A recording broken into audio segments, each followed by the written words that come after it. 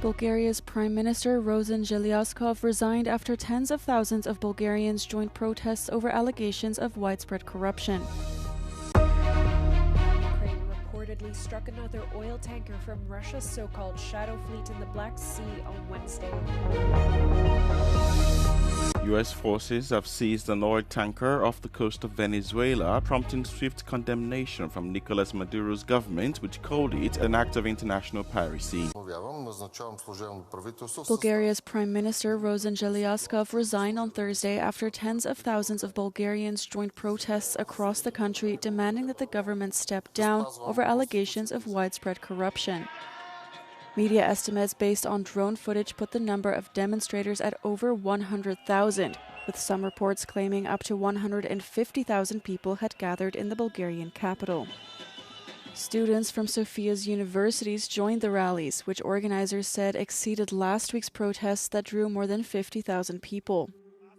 Further protests took place in more than 25 major cities across Bulgaria, including Plovdiv, Varna, Veliko Tarnovo, and Razgrad.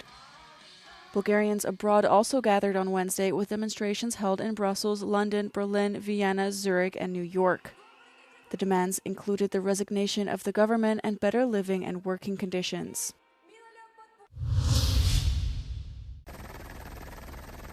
Ukraine reportedly struck another oil tanker from Russia's so-called shadow fleet in the Black Sea on Wednesday.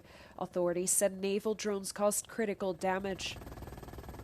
Russian officials claimed that 3 Ukrainian sea drones attacked the tanker while a British aircraft was allegedly operating in the western part of the Black Sea during the attack. Ukraine's security service said the oil tanker was sailing under the flag of Comoros and was traveling at a fast speed with its transponder turned off. The vessel was traveling inside Ukraine's exclusive economic zone off the coast of Crimea and was heading towards a port terminal in Russia. The EU, the UK, Canada, Australia and Switzerland have previously sanctioned the tanker for its role in transporting Russian oil and for operating with its vessel identification systems disabled. Russia uses a shadow fleet which consists of old tankers often travelling under flags of countries like Comoros and Panama to circumvent Western sanctions. Thank you so much. Serbian President Aleksandar Vučić appeared to suggest he had received a message from Moscow. He was caught saying so on a hot mic during a visit to Brussels, in which he held talks with top European Union officials. Vučić was walking next to European Commission President Ursula von der Leyen ahead of taking a family picture. The two were accompanied by EU Council President Antonio Costa. I got a message from Moscow now. Oh, let's wait till we are, my friend. It is not yet clear what message from Moscow Vučić was referring to. However, the Serbian president is one of the few European leaders who maintains a communications channel with the Kremlin, as the EU broke off diplomatic ties with Russia after its invasion of Ukraine in 2022. Vučić was in Brussels on Wednesday for a Serbia-EU bilateral meeting to discuss, among other themes, the country's EU membership bid. U.S. President Donald Trump announced Wednesday that U.S. naval forces had seized an oil tanker off the coast of Venezuela as tensions mount with the government of President Nicolas Maduro. The seizure was led by the U.S. Coast Guard and supported by the Navy. Trump did not offer additional details but said the U.S. would keep the oil aboard the tanker. As you probably know, we've just seized a tanker on the coast of Venezuela, a large tanker, very large. Largest one ever seized, actually. And other things are happening. Venezuela's government in a statement condemned the seizure as a blatant theft and an act of international piracy. Using U.S. forces to take control of a merchant ship is incredibly unusual and marks the Trump administration's latest push to increase pressure on Maduro. The seizure also follows a series of deadly strikes on alleged drug smuggling boats in the Caribbean Sea and Eastern Pacific Ocean, a campaign that is facing growing scrutiny from U.S. Congress.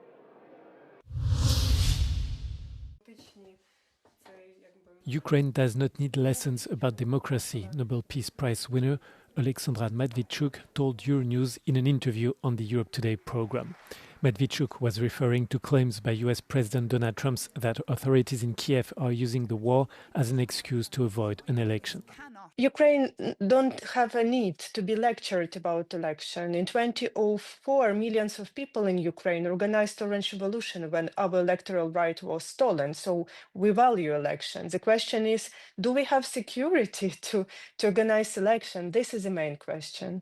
Ukraine was slated to hold elections in 2024, but could not go ahead after martial law was put in place following Russia's invasion in 2022. Ukrainian authorities have repeatedly said they support a new ballot, but point to the logistical complications of doing so while the country is being at war. Nonetheless, the Trump administration is pushing for a prompt Ukrainian election to be written into any peace deal. A new World Inequality Report warns that fewer than 60,000 of the world's richest people own more wealth than half of the entire world put together. The report highlights extreme gaps in income and wealth, which translate into unequal distribution of political power. A global elite amounting to 0.001% of the population is 3 times wealthier than the bottom 50%. At the same time, the top tier contributes disproportionately little to public finances.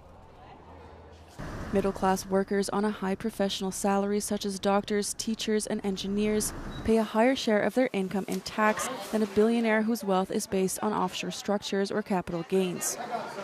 Global wealth inequality also leads to an unequal contribution to climate change. The report shows that a person in the global top 1% income group emits on average around 75 times more carbon per year than someone in the bottom 50%. At the global scale, the top 1% accounts for 41% of all greenhouse gas emissions under ownership-based accounting. The report argues that the international monetary and financial system is structurally set up to favor rich countries and drain resources from poorer ones. Crucially, the report argues this pattern is not the natural outcome of free markets, but the result of political and institutional design. The report concludes that the current global system reproduces inequality between countries in a way that echoes, in a subtler form, older patterns of colonial extraction. The daughter of Venezuelan opposition leader Maria Corina Machado accepted the Nobel Peace Prize on her mother's behalf on Wednesday, after officials said Machado would not attend the ceremony. Machado has been in hiding and has not been seen in public since January, when she was briefly detained after joining supporters in a protest in the Venezuelan capital, Caracas. She wants to live in a free Venezuela, and she will never give up on that purpose. That is why we all know, and I know, that she will be back in Venezuela. The Nobel Institute awarded Machado the prize for her struggle to achieve a democratic transition in Venezuela. She won an opposition primary election and intended to challenge President Nicolás Maduro in last year's presidential election, but the government barred her from running for office. The lead-up to the election saw widespread repression, including disqualifications, arrests, and human rights violations. UN human rights officials and many independent rights groups have expressed concerns about the situation in Venezuela and called for Maduro to be held accountable for the crackdown on dissent. Iceland is the latest country to announce it will not be taking part in the Eurovision Song Contest next year, after the organizer EBU said Israel could participate. Iceland's public broadcaster said the decision to allow Israel to join caused disunity. Local media said a crowd had gathered outside the broadcaster's headquarters to show their support. The announcement comes a week after 4 other countries announced they were pulling out of the contest for the same reason. Spain, the Netherlands, Slovenia, and Ireland all said they wouldn't participate, citing Israel's offensive in Gaza as a reason for the boycott. Well, we would like to see other countries and other broadcasters, such as the BBC, follow the lead of RTE, follow the lead of the Spanish broadcaster, because we cannot understand how European broadcasters would continue to support the state of Israel being in the Eurovision, given that Israel targets and kills broadcasters, journalists and camera crews, and continues to refuse to allow EBU members send their own staff in. The EBU has previously said it strives to remain politically neutral. However, in 2022 it banned Russia from competing following its full-scale invasion of Ukraine.